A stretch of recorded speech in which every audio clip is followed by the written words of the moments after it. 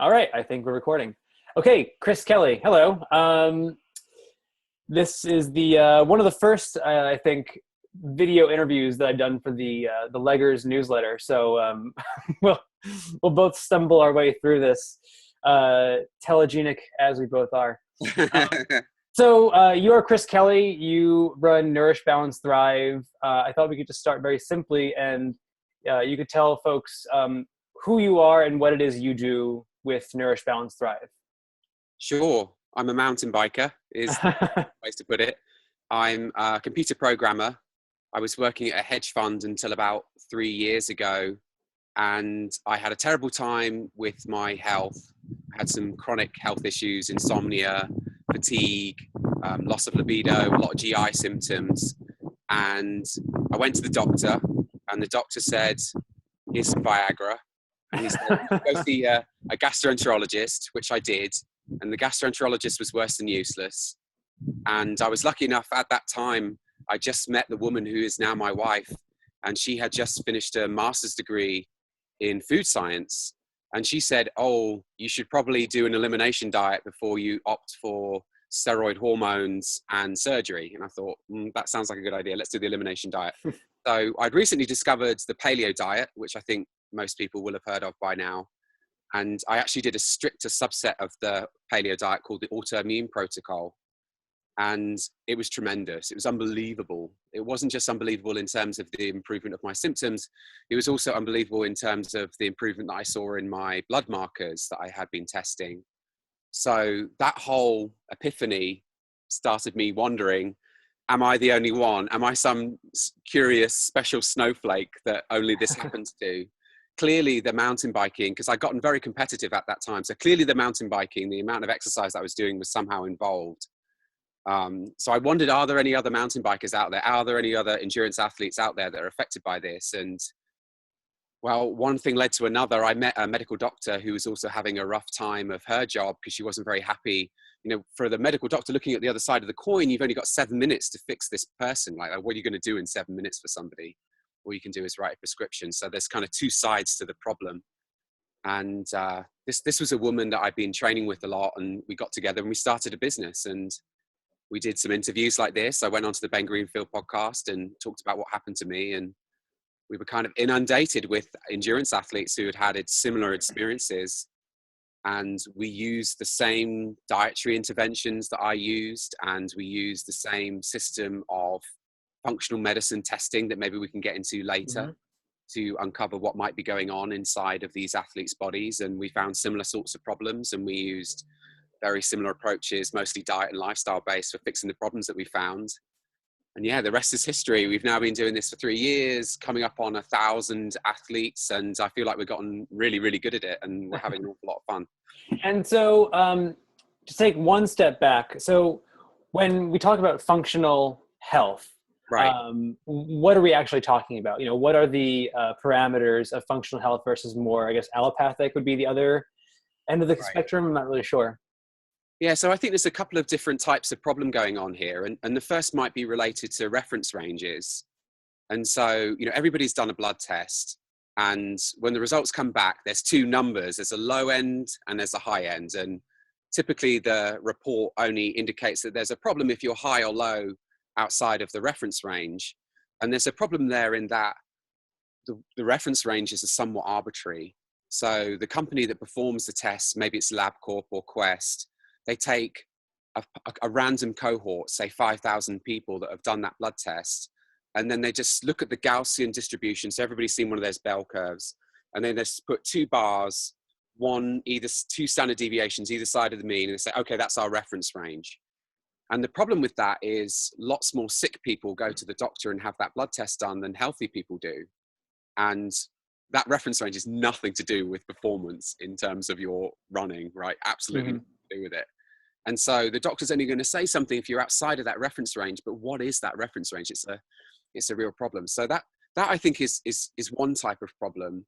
And then another type of problem is the doctor is not really in a position to use their education and do a proper investigation into your problems, like say a mechanic would, right? So everybody's experienced that. You're driving down the freeway, the engine check light comes on, shit, I'm losing power.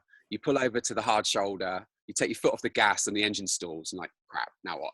And you call the mechanic and they come and they tow your car and they plug your car into this special machine that's maybe made by Bosch or some other German electronics company. And they get this big readout back, you know, that this is what's wrong. Oh, number 4 spark plug isn't firing. And I can see you've got an electrical fault over here. And they do this big investigation and they come back to you and say, okay, this is what we've got to do to make your car work again. And that doesn't really happen in medicine. They just maybe run 1 or 2 tests and maybe assess your symptoms and write a prescription based on very, very scant information. And so one of the reasons I wanted to start this company was I wanted to do a proper investigation like a mechanic would. And I think that's what functional medicine does. It's one of kind of the tenets is they're not just looking at a few symptoms and making a prescription based on those, but really doing a proper investigation. And usually that involves testing blood and urine and stool and maybe some other things, but those are the primary things. Sure. And so you mentioned that you're a mountain biker, and you're not just like a mountain biker, you're a pro mountain biker, right? At this point, you're sort of a very elite, we'll call you elite, right? You're an elite mountain biker, ultra endurance a lot of times. Yeah, I should clarify that because sometimes I get into trouble for using that word pro. So around about the time that I was going through these issues, I was doing really well on the bike. And that was what was so curious about it, was my performance on the bike was still excellent and I was still winning races. And these are like long races, right? And these are long races. So the shortest race I would do is, I do cyclocross as well, which is another thing separate from mountain biking. And those races are an hour. Mm-hmm. So that's the shortest I would do. But some of the races, so for example, last year I did the BC bike race and that was racing for between 3 and 4 hours every day. Right. You had a great podcast on that with your wife. That was really, really enjoyable. Yeah. So they're quite long races. And, you know, I was doing really well. And I was able to beat all of the other amateurs. So they have categories and Cat 1 is the highest level of amateur racing. And I was able to beat all those amateurs. And then the USA Cycling, they gave me a pro license. And then I've been racing at that level for a couple of years now. Mm-hmm. I don't want people to get confused with pro as in making a living riding a bike, because that is definitely not me. I'm not even nearly good enough to do that. But yeah, I have been racing at that level. And so the part of your story, right? You were kind of feeling, you had symptoms, you were sick, and then you sort of addressed them and your performance improved, but also your health. And I was wondering if you could kind of walk us through, with as much detail as you prefer to get into, what were your symptoms and how they affected your performance, and then how they were actually addressed. Like, how do you fix some of these things? Sure. So I mean, so the main thing, the thing that really dominated my life at that time was fatigue. And so I would be able to get out onto the bike, and I'm sure a lot of people listening to this have experienced this syndrome, if you will, where you kind of don't feel good, and maybe you're mildly depressed and you don't really look forward to running in quite the same way as you used to.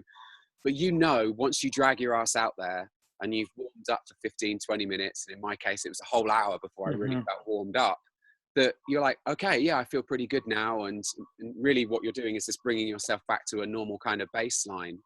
But then as soon as you get home, you're completely done, right? And you spend the rest of the day on the couch. And so now is a good example. I've just been out for not a long ride, an hour and 40 minutes on the dirt, and I feel fine. Like if you were to somehow be able to blind me, I wouldn't know whether I'd actually ridden just now or not. You know, I feel pretty good. And, you know, now I have a 3.5-year-old daughter, and it's just not acceptable to be in this position where you get back from a training run or a training ride and you're so wiped out that all you can do is spend the rest of the day on the couch, right? Yeah.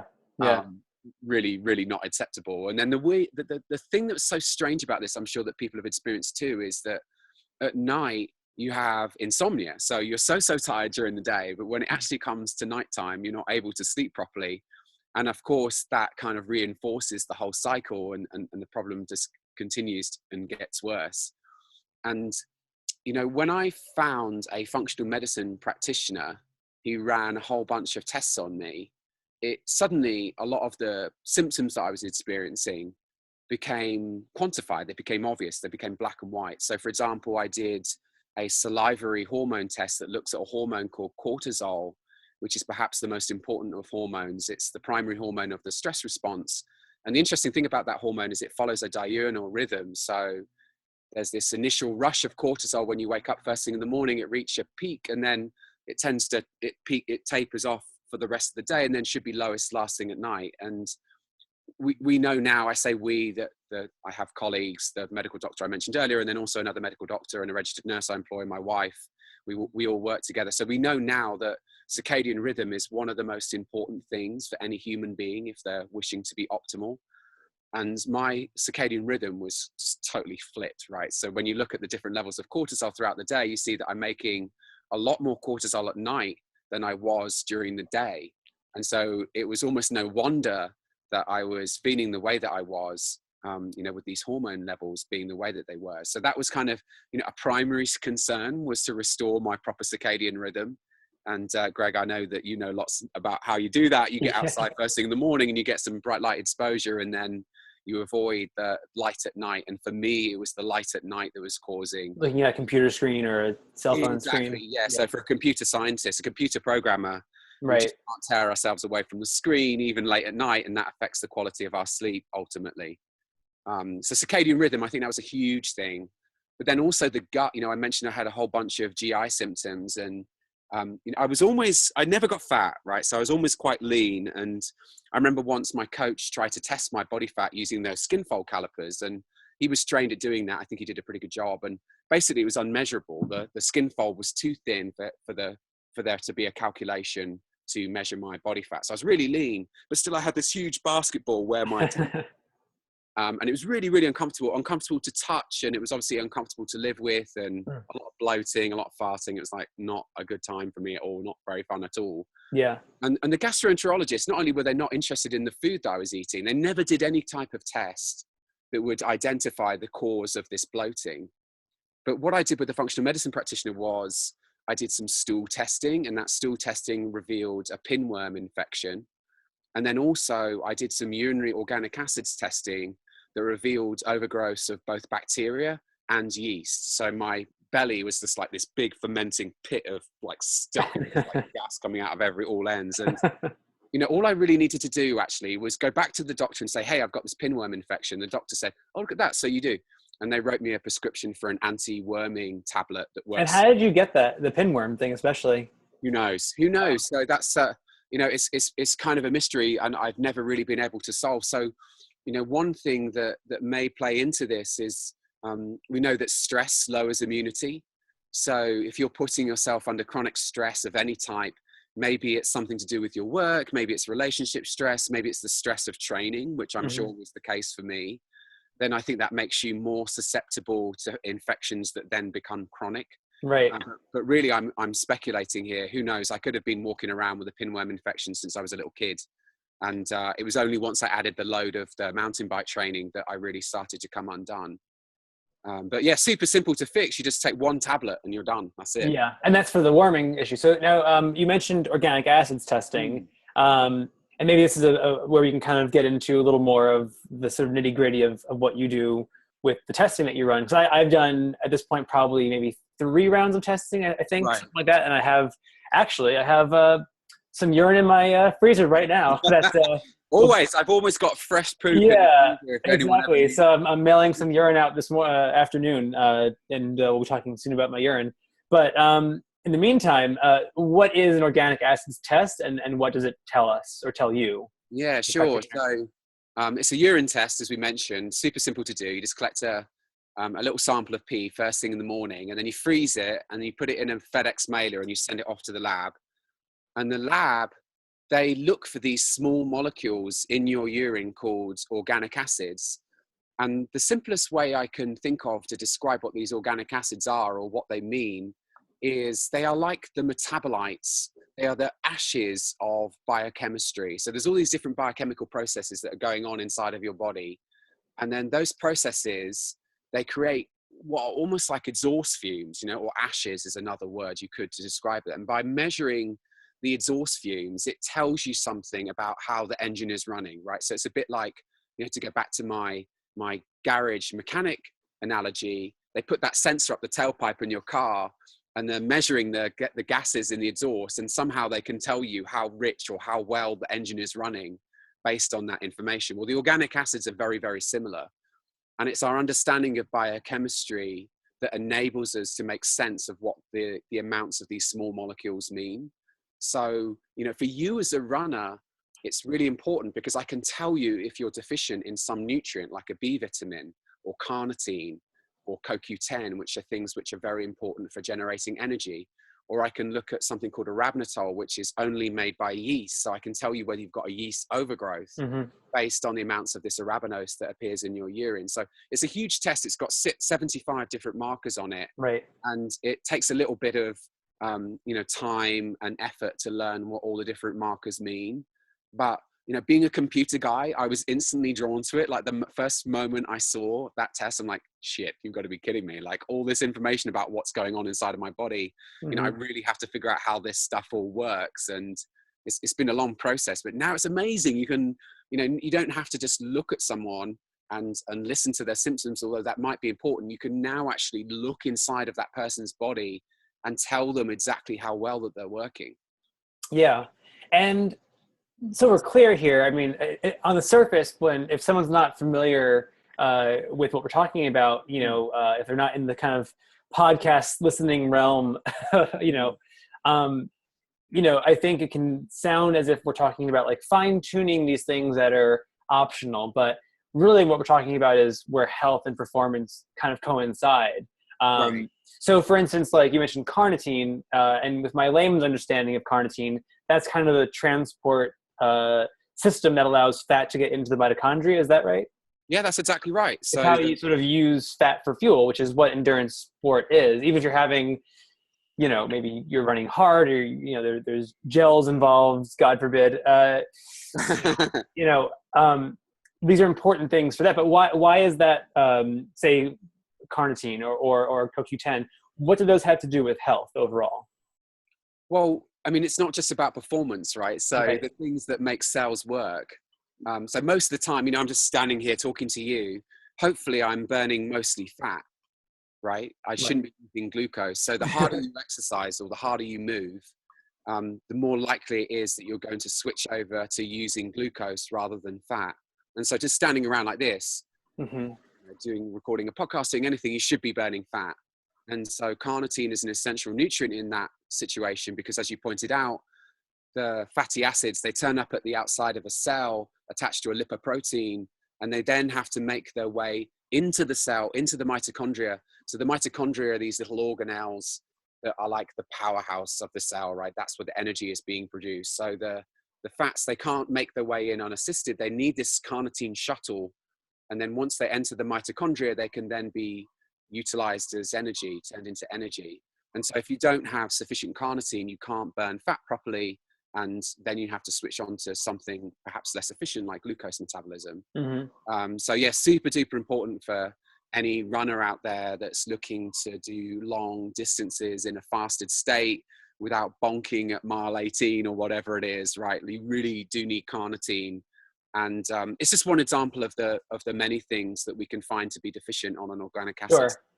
Yeah, and I was speaking of which, I was wondering, when you talk about like the endurance community, what are some of the I guess dysfunctions that typically pop up? Like if you had to pick, say, 3 things that most endurance athletes come to you and they say, hey, I'm not feeling great, or I want to just improve my performance and I feel pretty fine. Like what do you kind of see as frequent offenders with this functional health model? Yeah, so are we talking about main complaints? I've just been looking at a whole bunch of a spreadsheet. Yeah, maybe let's start with complaints, then maybe we can go to things that they're not really even aware of. Yeah, so by far the main complaint that we hear is fatigue. So like I said, people are able somehow to perform their exercise or their workouts, or sometimes they don't. Sometimes they get bad enough to where they can't, but usually they can. But then there's this fatigue that comes after the training, especially in the afternoons, right? People get to 3 or 4 o'clock and like, oh God, I need sugar and caffeine in order to make the rest of the day. So that's definitely a chief complaint. And then weight gain as well was the other thing that popped out of this spreadsheet that I was looking at yesterday. So, people are running a ton of miles. Maybe you're running 50 miles a week and somehow you've still got this like roll of belly fat that appears somewhere around the middle, right? And quite often when we test those people, we find that they've got a problem with this hormone cortisol that can change the way in which we store body fat like that. or maybe they've got some other issue going on, but still you need to always need to do the proper investigation. So I'd say those are the two chief complaints.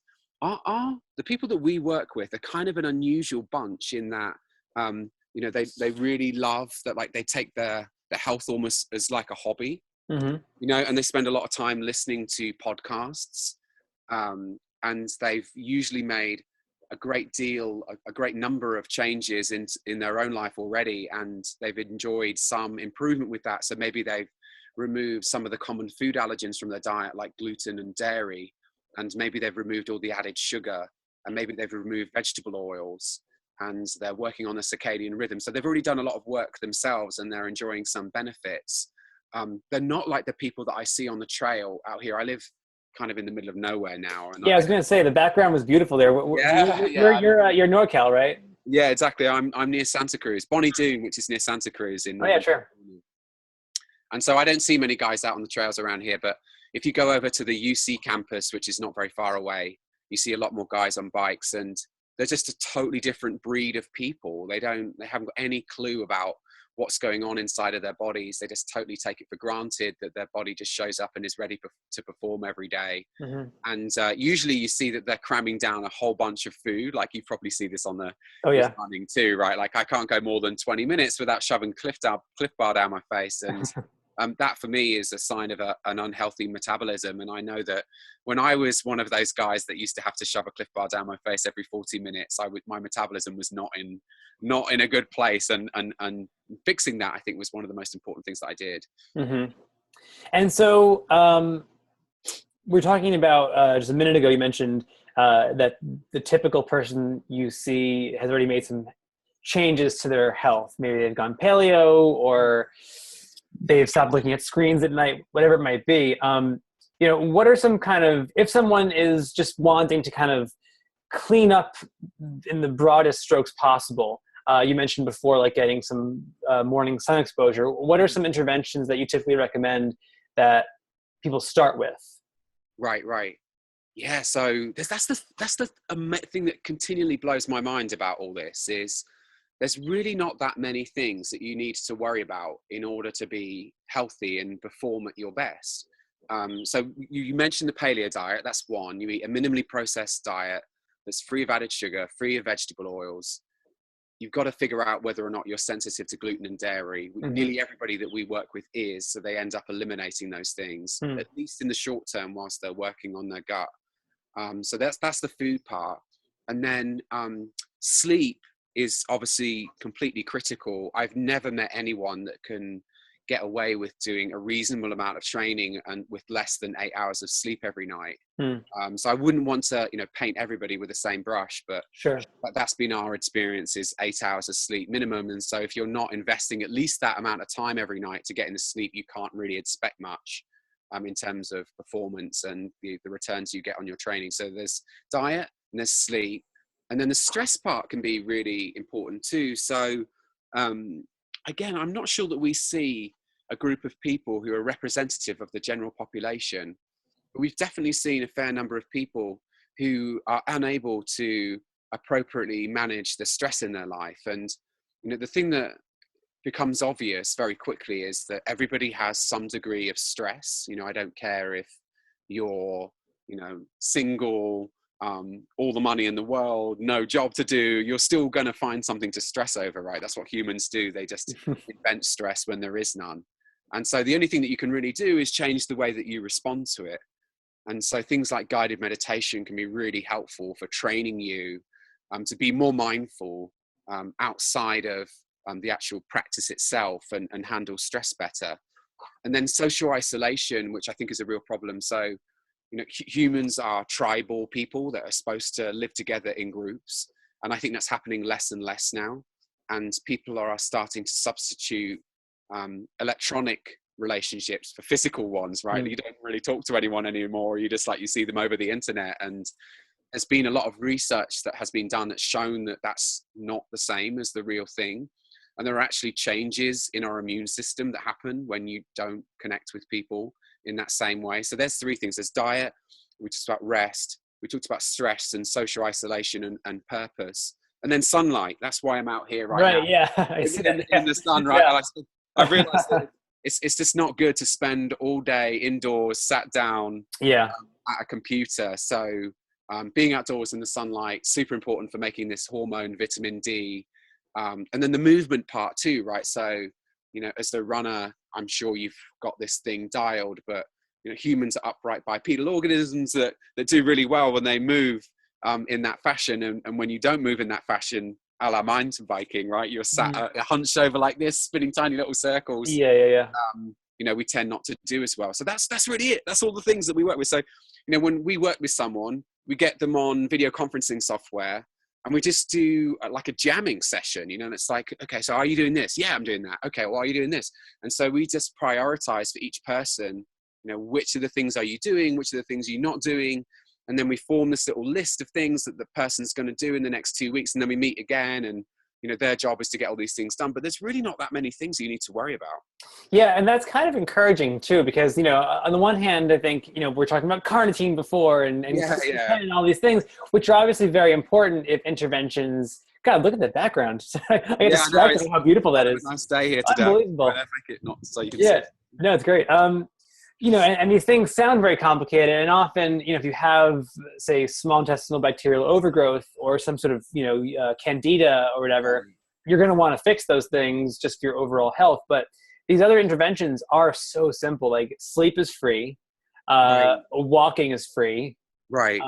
Movement is free, and I think the other thing too is a lot of times, you know, endurance athletes think, oh yeah, like I ran 2 hours this morning, I'm an active person. Well, if you're sitting down the remaining 22 hours of the day, you're not actually an active person. You're in fact quite sedentary.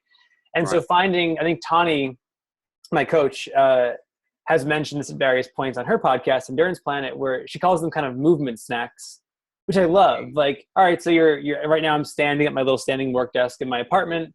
I work from home half the week. And every hour or so, I'll just walk out into the balcony and I have some kettlebells out there and I'll do some deadlifts. Yeah. Or if I go into my little closet, I have a, you know, pull-up bar. I'll do 10 pull-ups.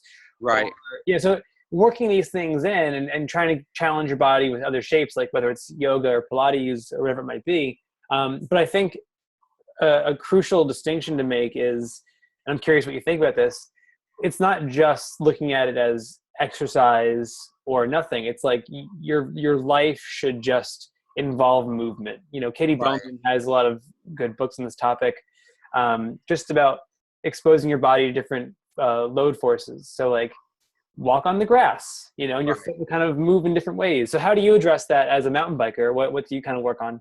It's one of the greatest challenges. So I am 100% authentic to all the things that I talk about, but movement is by far the greatest challenge for me, just because it's not nutritious movement, right? It's more of the same stuff that we're already doing too much of. And so, yeah, I just have to, you know, take advantage wherever I can, you know, like right now, you know, stood up rather than sitting down inside. And, you know, I go out of my way to make things slightly less convenient for myself. So, you know, we live in a shed in the woods here, and our only source of heat is a wood burning stove. And I'm not sure I'd entirely recommend that, because I've tested my urine and I found some chemicals one was called 1,3-butanediol, and it's one of the chemicals that you see in cigarette smokers. So I'm not sure I recommend this, but just as a general principle, I think it's a nice idea that, you know, somebody comes to my house and they cut down a tree with a chainsaw and they leave me with these rounds, and then I get this big splitting maul and, you know, split the logs, and then I have to walk to the end of the garden to get the logs to bring them back up.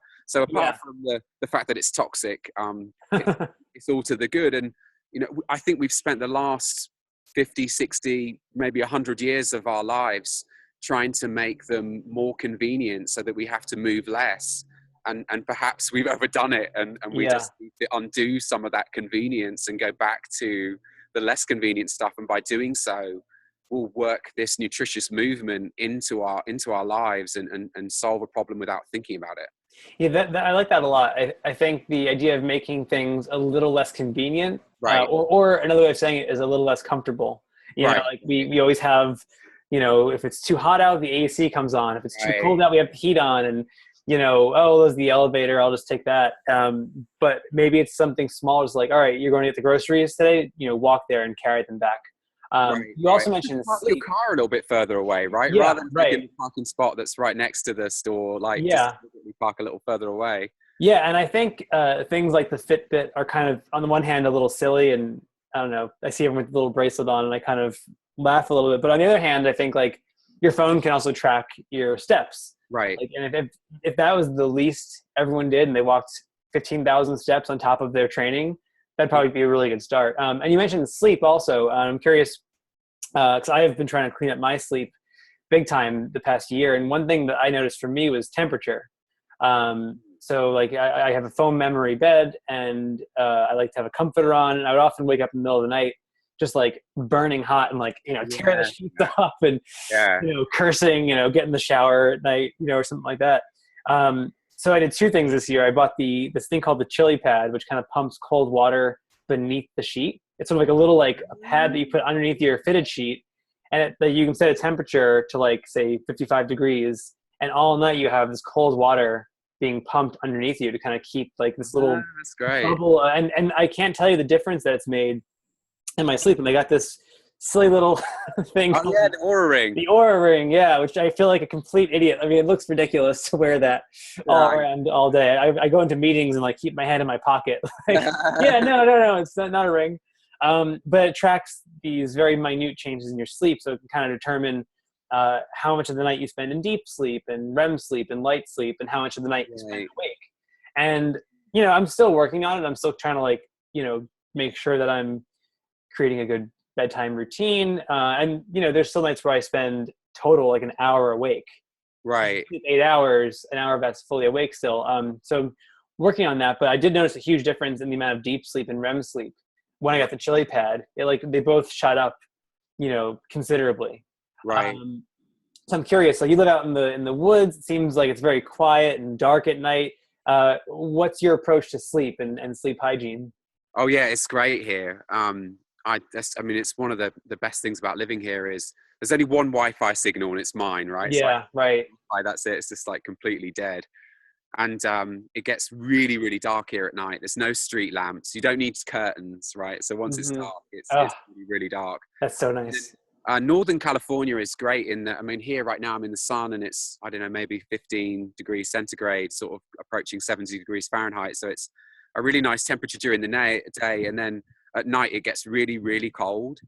Not quite down to freezing, but some nights quite close to it at this time of year in January. So we were really lucky that we have this perfect rhythm of light and dark and Mm-hmm. hot and cold, and it's very conducive to really good sleep. And we all sleep really well.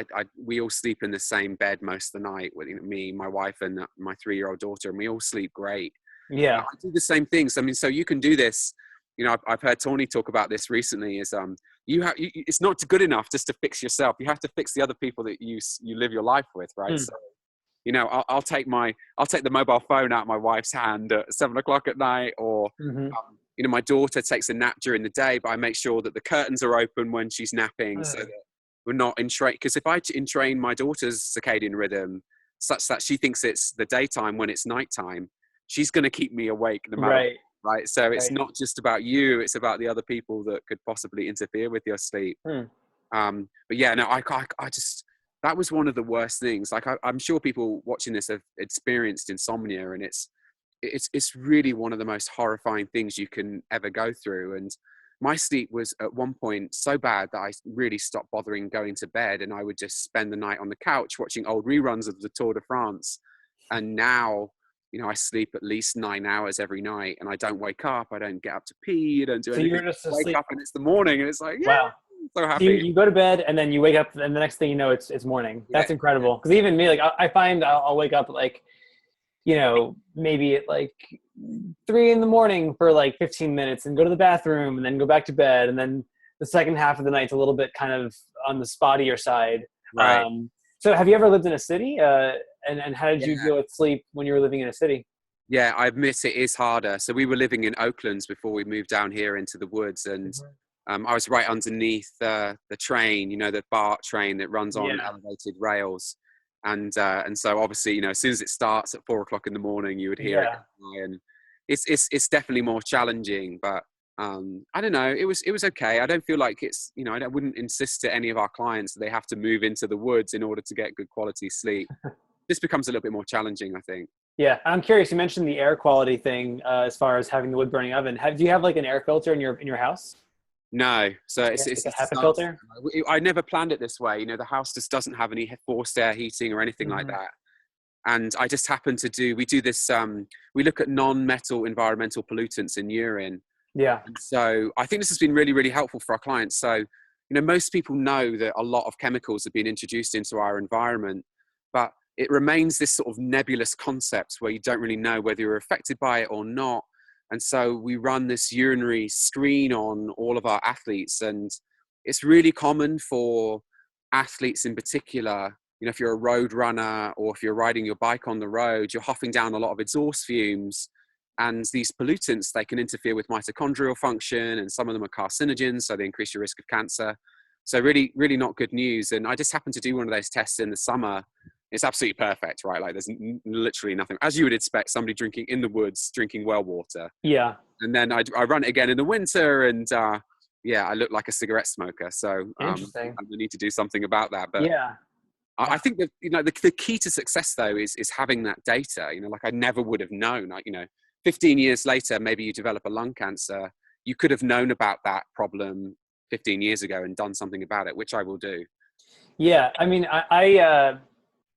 there's this notion of like, I think one term that I've heard a lot in this kind of health and wellness space is like health optimization. Right. Right? Like for a long time when I was a kid, like I feel like my parents would have, we go to the doctor every year for our physical, and they would check like, like as a 12-year-old, like your cholesterol and like a few other factors on like a very simple, like, one vial of blood kind of test. And, maybe everyone's parents were on like statin drugs because their cholesterol was quote unquote too high. Right. Meanwhile, they're eating like cereal and oatmeal and white bread every meal.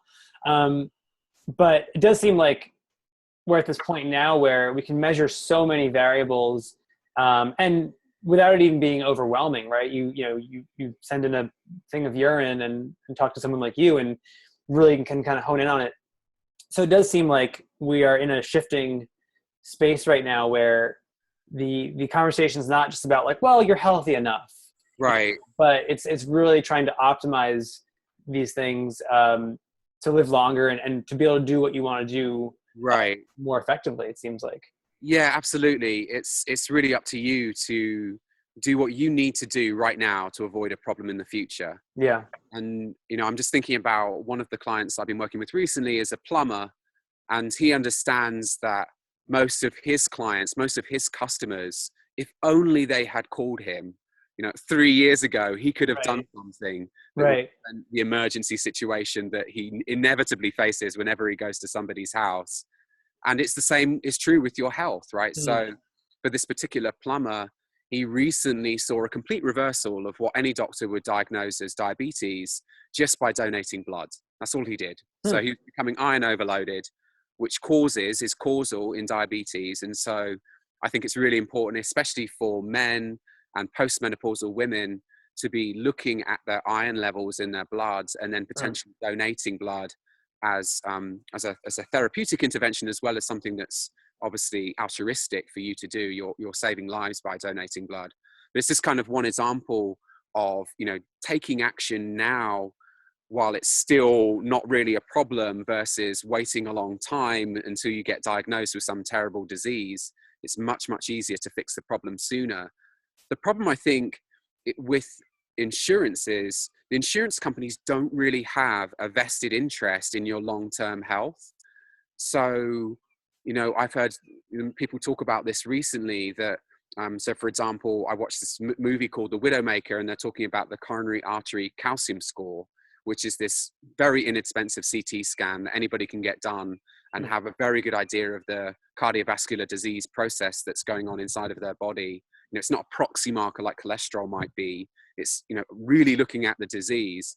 And the reason the insurance companies won't pay for it is because they're not expecting you to be a customer after 5 years. The chances are you will have moved on to another insurance company. Hmm. So they're not interested in any intervention that's going to help in 5, 10, 15, 20 years time, it's like that you're probably not going to be their customer at that time.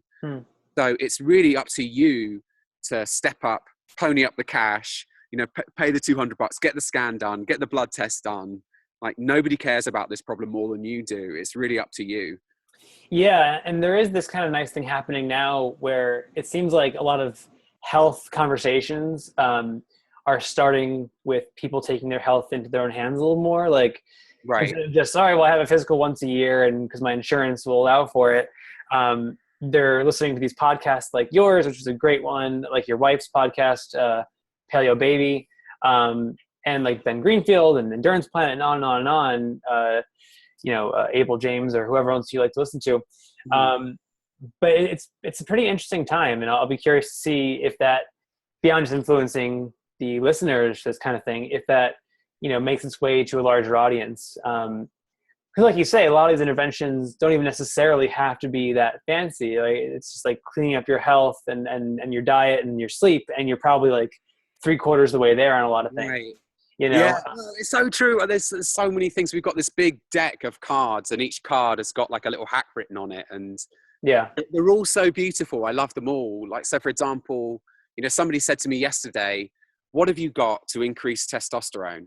I'm like, well, here's a card, and the card has got a reference to a study that was done in fairly young men, and all they did for those two groups of men was expose them to bright light first thing in the morning.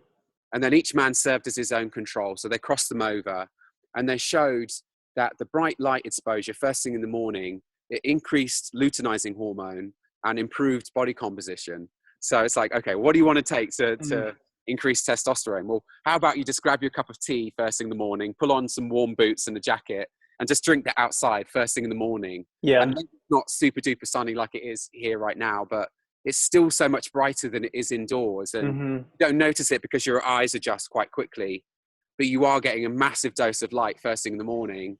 And no doubt that's important for women's hormone health as it is for men. And it's just like, what's the downside of that? Like, going outside first thing in the morning, there's no, you could take testosterone as a medication that you rub into the inside of your thigh or something. And maybe 20 years time, they'll find out that was a terrible idea and it increases your risk of some cancer or some horrible thing. But going outside first thing in the morning and getting some bright light exposure, like, what's the downside? It's right. So beautiful. Yeah. You mentioned, we've mentioned your wife a couple times, Julie, and she's a food scientist, right? Yeah, she's not a registered dietitian. So that was one of the things. So what's the difference between dietitian and food scientist? Yeah. So, well, basically, so everybody does a very similar undergraduate education, but then you kind of reach this juncture in your career where you say, okay, what am I going to do with my life when I grow up, right? Am I going to be a flavor chemist? So that's like someone that makes things super tasty. Right. Or am I going to become a registered dietitian? And, Julie didn't like either of those two options, right? So as a flavor chemist, it's kind of boring. And she just wasn't into it, the idea of just making food super tasty, like artificial food, right? Like space. Right. And then the other option, the registered dietitian, she knew that unless she started a business and went into private practice, she just wouldn't be able to make the recommendations she thought would help the people the most, right? So if you're a registered dietitian and you're working for a government institution, you have to play by the rule book, right? You have to play by the food pyramid. And that means lots of heart-healthy whole grains. It means low fat. It means a ton of added sugar. It's just not going to help people. So yeah, she's technically, neither of those two things now. She's not a flavor chemist. She's not a dietitian. She's just someone that spent a lot of time in the lab looking at food allergies, looking at micronutrition. And so now she works with me in private practice where she's talking to athletes and troubleshooting their diets. And I think there's a lot of misconception about what paleo is. It seems like a lot of times people hear it and they think that, you're walking around with like a giant turkey leg, just like some sort of reenactment thing. Yeah, right. That's right. And you're trying to like literally mimic what a caveman may or may not have done. And you get into these debates about like, well, were cavemen actually eating grains? Well, there's dental fossils that show maybe, and you're like, what are we even talking about anymore? Like, it's this very fine debate. And so can you define, whether it's paleo or just ancestral or just like whole food eating, like what are we talking about when that is mentioned? And Sure. why is it important as So opposed to? I think of the paleo diet as a jumping off point, right? It's a useful idea for generating a hypothesis. And it's a system that I recognize well as a computer programmer. I'm sure people who are computer programmers watching this will know that you don't spend that much time writing new computer programs compared to how much time you spend debugging ones that already exist. Hmm. And usually what you find is someone comes to you and says, well, this was working fine until last night. And then suddenly I stopped being able to log in, say. And you're like, well, you know that something changed, right? Something broke. Like this program used to work and now it's stopped. And I think the same is true to a certain extent, with human health, right? There are lots of diseases that are causing, about to bankrupt the whole economy, certainly in the Western civilization, that just didn't exist, a few thousand years ago, or even a few hundred years ago. Like something changed.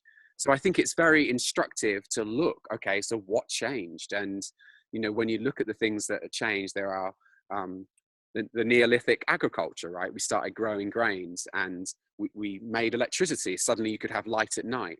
So when you look at those things, they are very suspect in like what might be causing us health problems. And then, as I say, it's a jumping off point, and then the science takes over. And so somebody starts with a hypothesis, oh, grains cause nutritional deficiencies, say, that's my hypothesis. And then you can go ahead and do a study and investigate that further. And so we're quite lucky now in that that's the point that we've got to, that we don't have to just rely on a hypothesis that was generated by some academic 20 years ago. We can actually go ahead and test some of these ideas. And so all of the recommendations that we make are actually, validated by science. I can actually send you a reference to go with this dietary recommendation. But the paleo diet, I think, still remains useful in that it names quite specifically a diet. So I can say to you, go do the Whole30, and you can check that out. It's whole30.com. And they have, lists of foods to eat, lists of foods not to eat. They have shopping lists, they have meal planners. There's a book that anyone can read and understand. And so it's not just, an abstract concept. Oh, well, here are the abstract concepts I want you to adhere to with your diet. There's actually real concrete things that you can look at and, go ahead and do some shopping and make some food and get the right results. And diet kind of, I think also, like, I wish it wasn't called like the paleo diet or anything. I wish it was just called like eating food that, came out of the ground and looks like food. Because you hear diet and you think like it's this like short-term intervention that you do and kind of like suffer through, and it's restrictive and all that. But that isn't really the case at all. And I always kind of look at it like, there's a book called I think Nourishing Traditions. I don't know if you've ever heard of it. It's Western Price, yeah. Yeah.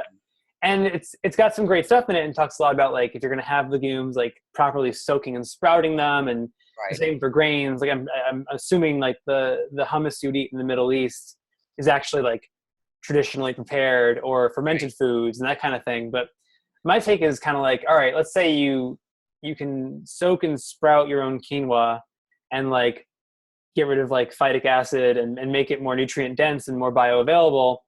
But like, or you just have, I don't know, like a sweet potato and some like lamb liver. No, who could be asked with that? And not have to like soak and sprout it.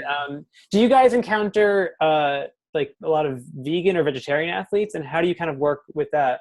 No, we don't, honestly. And I have to confess that my wife has converted several of them. So I don't have anything against. So there's a lot of things that vegans and vegetarians share in common with our philosophy on food. And a lot of vegetables. Yeah, they eat a lot of plants, and they care deeply about what they eat and how it affects their health.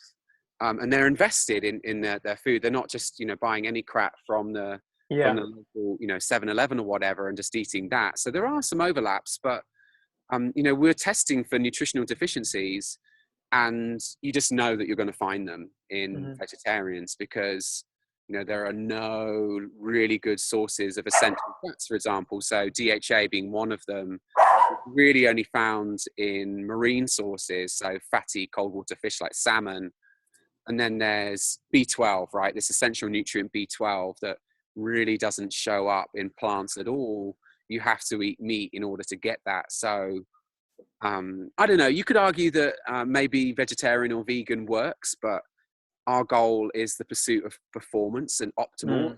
And as soon as a diet is missing some essential nutrient, it can't possibly be optimal in my eyes. So Right. it's not something that we ever recommend. And like I say, usually what happens, somebody comes in, they do a test. Okay, you're deficient in B12. What are you going to do? Do you want to take a supplement, or do you want to change your diet? And usually at that point, the person says, oh my God, at last I have a reason to stop doing this diet, and they have no Right. problem. Because I Right. did it myself. I used to be a vegetarian myself. Yeah, me too.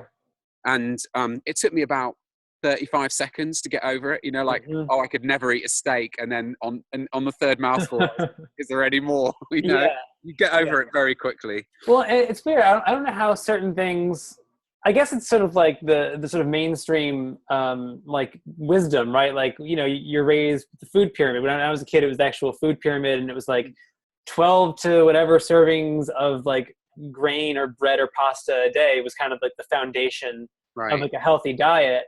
And similarly, it seems like the low fat thing from like the 80s and 90s came out of this weird like pseudoscientific report this guy had kind of like written up as like, oh, it makes sense if like your heart it's clogged up, just don't eat fat.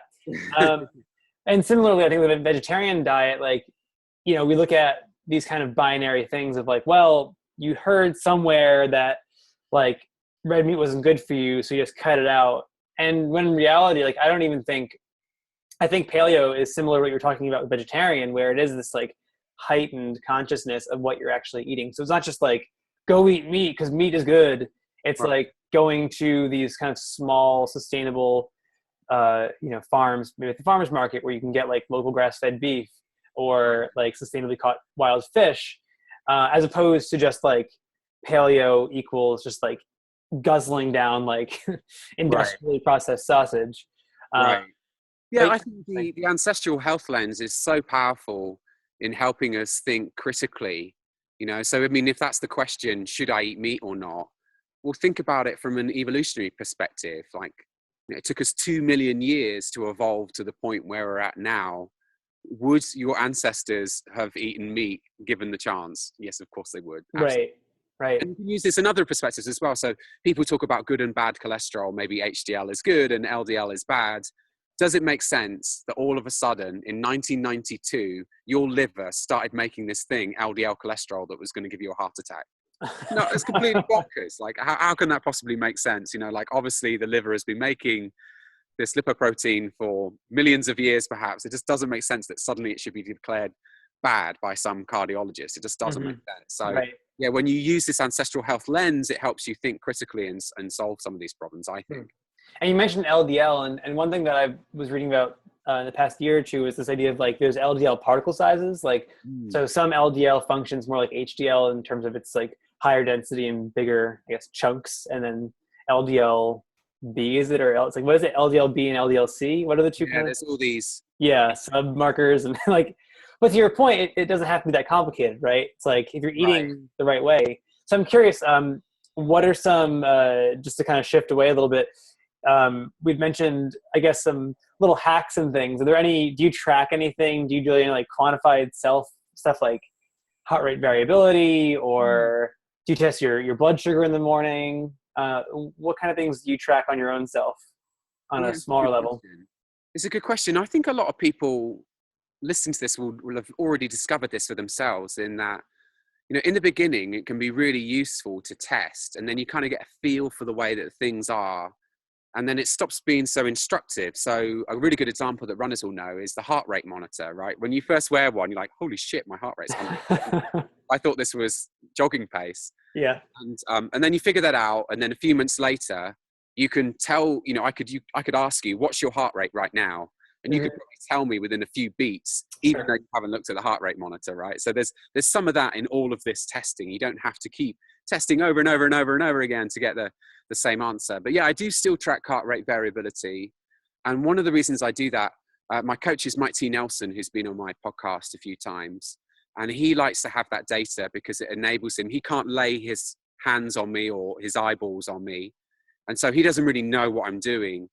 And heart rate variability is something that's very simple for me to do with a heart rate strap every morning. I think most people know what that is, right? Maybe we'll explain it a little bit, because I'm not sure how much of the audience is familiar with HRV.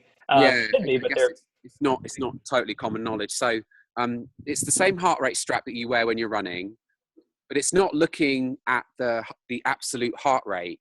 It's looking at the distance in between each heartbeat, so the interbeat interval.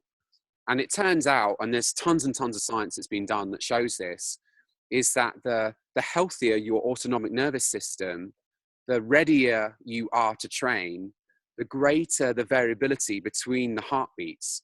So rather than beating like a metronome, your heart's not going dum, dum, dum completely regularly. It's kind of a bit all over the place. And the more irregular it is, the healthier your autonomic nervous system. So what you find is in someone that's overtrained, their heart starts to beat more like a metronome.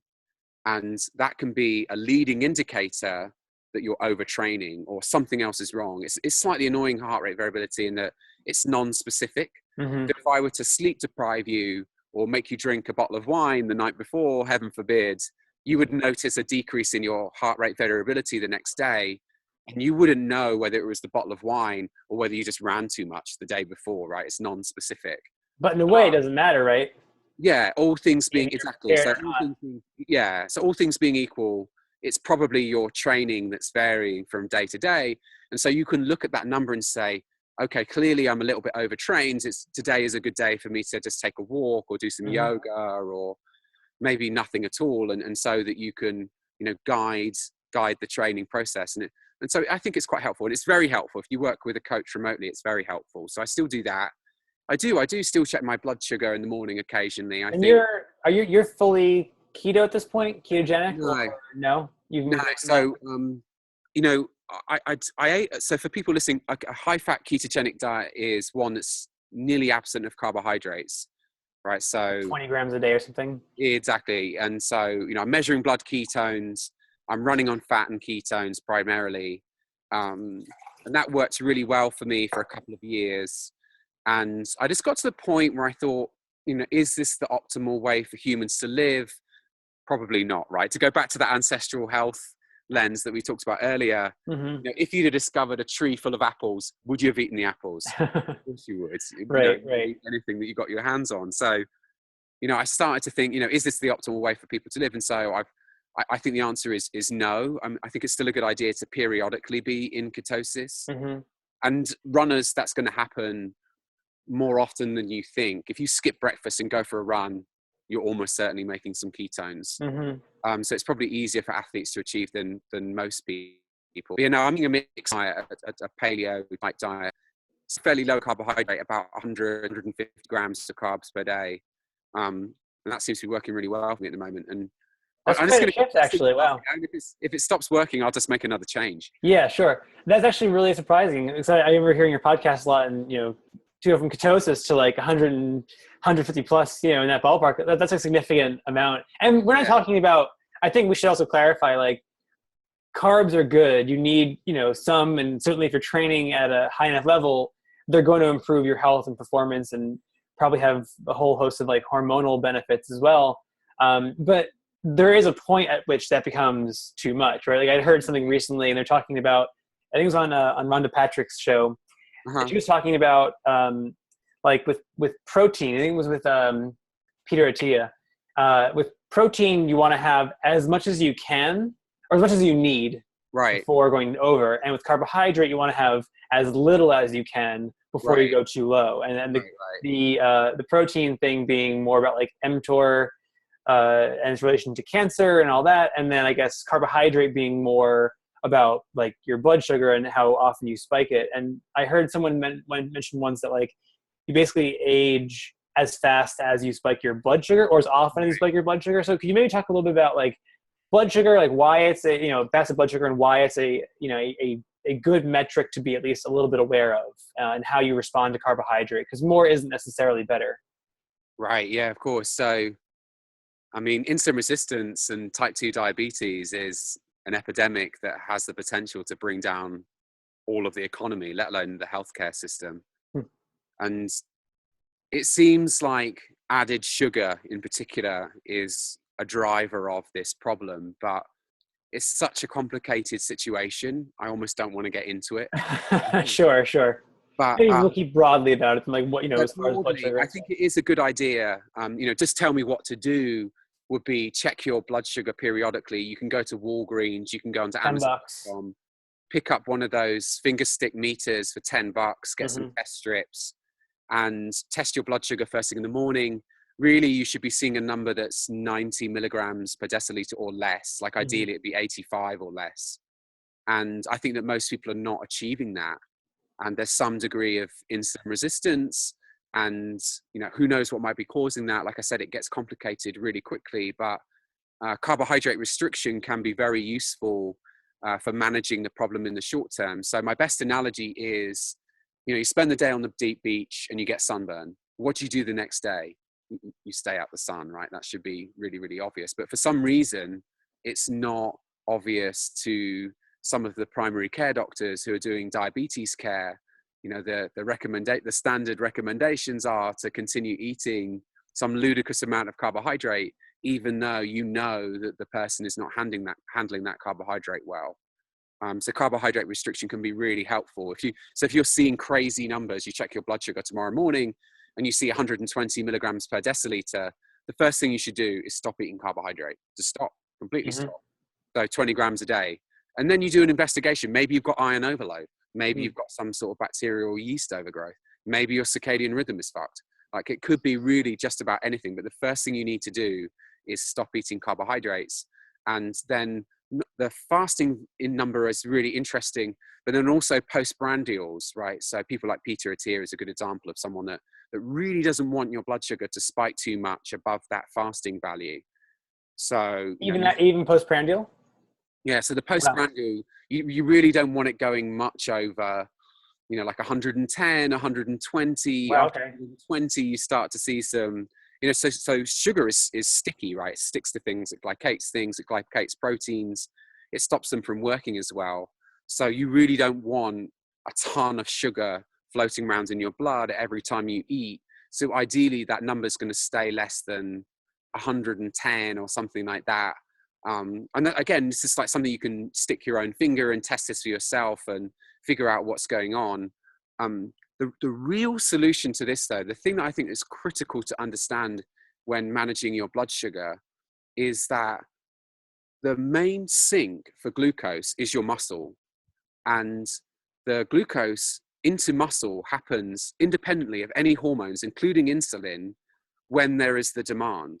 So, if you go and lift some weights or go for a run, you're going to create the demand for glucose inside of your muscle fibers, inside of the muscle cells.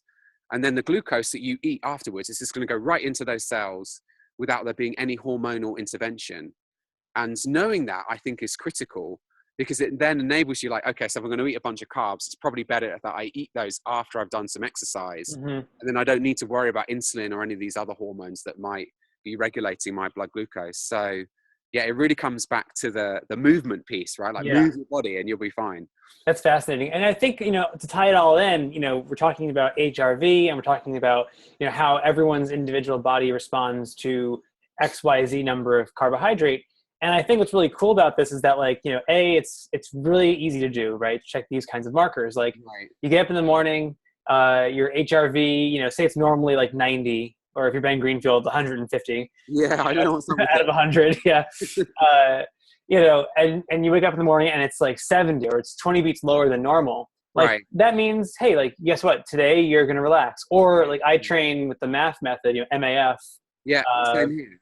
Yeah, and I think it's fantastic because it just, say it's hot outside, your MAF is going to be higher. So why stress your body beyond what the intended or desired effect is, which is endurance training? If you want to go out and do a Tabata set or high interval training set, go for it. It's 4 minutes. But I think a lot of times having that basic awareness of what you're intending to do and how you're hoping the exercise is going to affect you will kind of guide your training, as opposed to, I think, what a lot of people do, unfortunately, still, which is just kind of like, they get up in the morning and they go do their sport at like whatever intensity for whatever duration, and they sort of eat whatever and they sit, and there's not really a lot of attention paid to these very simple things that aren't just going to improve their health, but they're also going to improve their overall lifespan. I mean, I imagine, I don't know, I've never had diabetes, but I imagine like having type 2 diabetes would kind of be a hindrance on the quality of your life. Oh my God.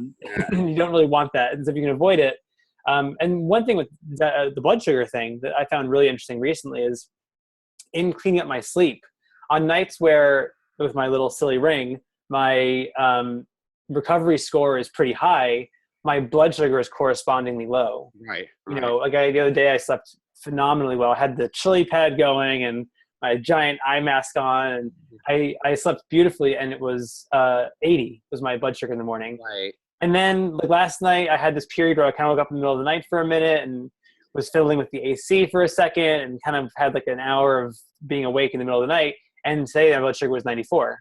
Right. You know, and I eat pretty generally like low carb, like under 100 most days or in that ballpark. So I know it's not really that. So it's amazing to see like once you're just checking things daily and not like obsessively, just it's a little finger prick or it's a heart rate strap, but you can really get a sense of like, oh, this is how my lifestyle is affecting these very, very, accessible measurements. Right. So yeah, it's kind of a... It takes a while to figure out how all these pieces move together. Yeah. And yes, absolutely. That's why I say it gets complicated really quickly, is just a single night of sleep deprivation is going to totally change your insulin sensitivity and that fasted glucose number. And people have probably noticed, right, that once you've had a really crappy night of sleep, it changes your eating behavior the next day, right? Like you find yourself wanting sugary snacks or maybe something else that's high in calories. And so yeah, sleep changes everything. Yeah. And so do you think on those kinds of days, like if someone woke up in the morning and their blood sugar was a little higher, does that mean like, hey, maybe today I take it lower carb? Similarly, like if you have a low HRV, it's a rest day? Or is there such thing as a carbohydrate rest day? You know, like, or where does fasting play a role in all this stuff? That's a really good question. I would still have it be dependent on what you're doing. Like if you're not really going to be moving much that day, then sure, make it a lower carb day. I wouldn't, say you're going to go and smash it. Say you're going to go play soccer for an hour. And we know that soccer's really good at depleting glycogen, which is the stored form of sugar. I wouldn't try and restrict carbohydrates just because you didn't sleep well the night before. That sounds like adding more stress on stress, right? Right. Oh, that's a good point too. I mean, talking about stress, like I think we tend to look at exercise and it's kind of like no pain, no gain kind of way. Is like exercise is like, it's good for you, right? It's a good thing to do. But I think what gets lost in the conversation is that exercise is stress. And then it's the like recovery from that stress that makes you healthier. So if you go out and do like super heavy deadlifts, like 5x5 protocol at like, 90% of your 1 rep max, like you're actually making your legs like, in theory, like unhealthier, right? You're tearing down muscle tissue and muscle fiber, and then it rebuilds and you're stronger.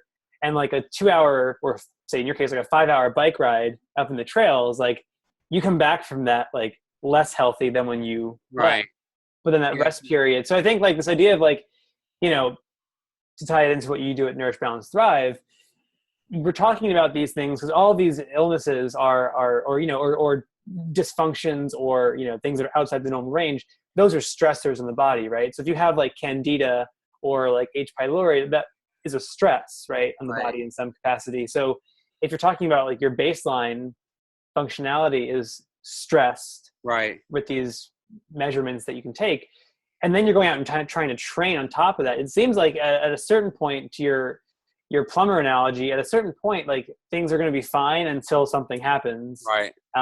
So a lot of this seems to be about like, if someone's health isn't like their primary concern and performance is the number one concern, it still seems like you want to have these interventions because it's going to allow you to like train without this catastrophic interruption, due to injury or illness. Yeah, absolutely. I agree. And the guy that people want to seek out to learn more about this is Todd Becker. I interviewed him recently, and he has a website called Getting Stronger. And when you understand hormesis and allostatic load, which is what you've just been talking about, the world just makes so much more sense. And Getting Stronger. You're gettingstronger.org. Okay. Yeah. And I mean, so the main one that runners already understand is that when you go for a run, it's not making you stronger. Initially, it's making you weaker. And it's the adaptation that happens after the run that you really care about. And it turns out that the same is true with a lot of things, right? So hot and cold, light and dark, some of the phytonutrients that we eat are actually hormetic stressors that force. Oh, interesting. So what's an example of that? As far as food goes, it's an example of that would be sulforaphane in broccoli sprouts. Activates this pathway NRF2, and what that does is it looks to the cell like a toxin is present inside of the cell. Hmm. And that stimulates the nucleus to start, it upregulates genes which lead to the production of antioxidants. And those antioxidants are really helpful, good stuff, right? But there's a disproportionate compensation based on the activation from this chemical that's found in broccoli seeds. So it's like you're doing a little workout for your detoxification system. Yeah, wow. By eating these plant compounds. And And it's exactly the same thing. Do you sprout your own broccoli sprouts, or do you buy them somewhere? Yeah, no, we just sprout them. You can just get the seeds from anywhere. You can get them from Sprout People is where I get my seeds from. And yeah, you just get them wet and they sprout, and then you just eat them. Put it on a salad or something? Yeah, or what do you... yeah. But there's lots of different plants that contain phytonutrients which do similar things. So maybe the recommendation is not to eat tons and tons of broccoli sprouts, but just to eat a wide variety of plants, right? And then you'll get the benefits from lots of different types of plant. Do you find that hard? Like, because we talk a lot about, or it seems like people talk a lot about, like, not just eating a volume of vegetables, but also like a wide variety of vegetables. I find myself, even though I feel like I eat a lot of vegetables, I eat kind of the same ones all the time. Like, I have a lot of like romaine lettuce, and I have a lot of broccoli, and like, how do you address that? I mean, I have these, the guy, Dr. Cowan, has those like vegetable powders. Right. Like this sort of like dehydrated, like, it's like the leaf, stem, stalk, and root. Like, how do you address the idea of getting a whole food variety of vegetables? I don't. I let my wife do it. You just need to marry a woman that has a master's degree in food science. Right, sure. Well, how does she do it? So how does she do it? So I think those powders are great. We had this conversation the other day on Slack. So that's how we all communicate, is I've got my at least one doctor on Slack, and then also the registered nurse I work with, and my wife is obviously here with me at home. We have these conversations, and I think those powders can be good, you know, especially in the winter when it's difficult to get a wide variety of vegetables. Then do some powders, throw it in, make a smoothie or something. But during the spring and summertime, really, you should be able to get access to basically any plant you want. And I think the best way to solve the variety problem is just go to the farmer's market and buy stuff, especially if you don't know what it is. Right? You see that, you know, like the first time you see a celeriac root, you're like, what the hell is that? It's like a hairy football. What is it? Right. Just buy it. And then you do a 2-second Google search when you get home. And now, you know, you'll find out immediately what you do to eat it. And using that technique, you can introduce a wide variety of vegetables into your diet.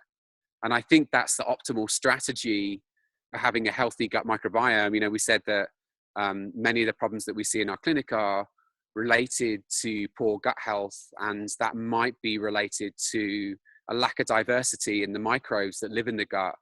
And the greater the number of vegetables that you eat and the more diverse types of fiber that you eat, the more diverse the gut microbiome. So that may be protective in the long run by you eating lots of different types of vegetable. Again, another really easy intervention. You know, it's like, go to the market. It doesn't have to be like, don't buy powders. Just like, go to the farmer's market, buy a bunch of stuff. And, you know, again, I think one thing to keep in mind too is, like, often, like, healthy eating gets a really bad rap. It's like, oh, it's so expensive though. But it's really not. Like, I mean, I don't know about you, but like, my breakfast today, I had a can of sardines over some romaine with some sauerkraut, sprouted watermelon seeds, which I had never seen before, but apparently that's a thing. Who knew? And some guacamole. Yeah. And it probably costs, like, the individual dish probably costs $4, $5. Right. I mean, I don't know. Yeah, I mean, the argument that it's too expensive is completely ridiculous. Expensive compared to what? It's expensive compared to, you know, getting a surgery done, having a stent put into your heart, like, in 20 years' time. Right. It's compared to a nursing home. Do you know how much a nursing home costs? It's like $8,000 a month or something. So, yeah, I mean, you can pay a few bucks now, or you can pay a lot of bucks later. The cost thing just doesn't make any sense to me at all. Yeah.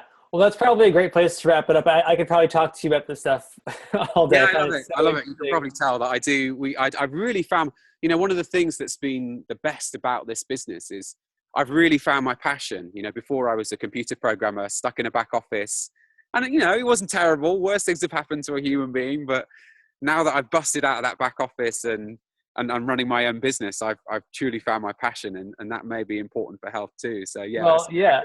you're right. I could talk all day. I know, and it speaks to the, again, like it's nourish, balance, thrive. Like that thrive component isn't really even about sport, right? It's like so what are we even talking about with getting better health? Well, it's about having a better life. Sport is part of that, obviously, but it seems like you have a nice balance too of like you're out in the woods, you have a family, like you seem to really be doing things in a very balanced way, which I think is another lesson to kind of take away from this, because obviously the audience for this interview will be runners, but we aren't just runners, right?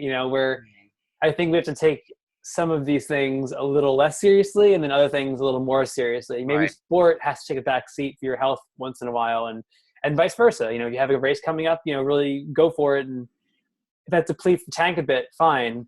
But I think keeping a better sense of balance and gratitude for like this miracle of a body that we have is pretty incredible. Yeah. Well, Chris, thank you so much. I really appreciate it. Yeah, no, absolutely. It's been my pleasure, Greg. Thank you. Yeah, and we'll be talking soon about my my urine. So I look forward to it, as I always do. Awesome. Thanks, Chris. Appreciate it. Cheers. See ya.